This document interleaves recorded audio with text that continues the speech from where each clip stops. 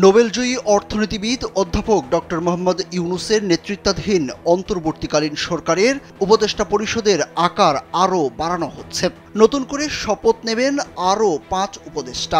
সব মিলিয়ে উপদেষ্টার সংখ্যা দাঁড়াবে 22 জনে।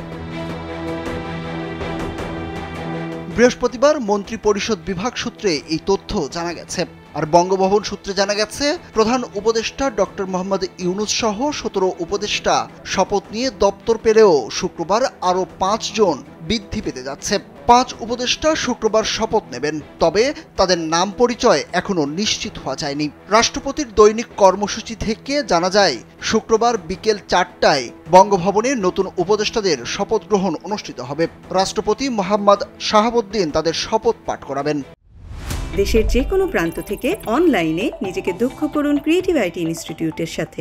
প্রধান উপদেষ্টা ডক্টর মোহাম্মদ ইউনূস সহ অন্যান্য উপদেষ্টারা উপস্থিত থাকবেন। এর আগে গত 5 আগস্ট বৈষম্য বিরোধী ছাত্র আন্দোলনের মুখে প্রধানমন্ত্রীর পদ থেকে পদত্যাগ করে দেশ ছাড়েন শেখ হাসিনা। এরপরেই বিলুপ্ত হয় মন্ত্রিসভা। পরদিন 6 আগস্ট ভেঙে দেওয়া হয় দ্বাদশ জাতীয় সংসদ। এরপর 8 আগস্ট শপথ নেয় অন্তর্বর্তী সরকার। পরে 9 আগস্ট শপথ নেওয়া প্রধান উপদেষ্টা ও অন্যান্য উপদেষ্টাদের দপ্তর বন্টন করে প্রজ্ঞাপন জারি করে মন্ত্রিপরিষদ বিভাগ।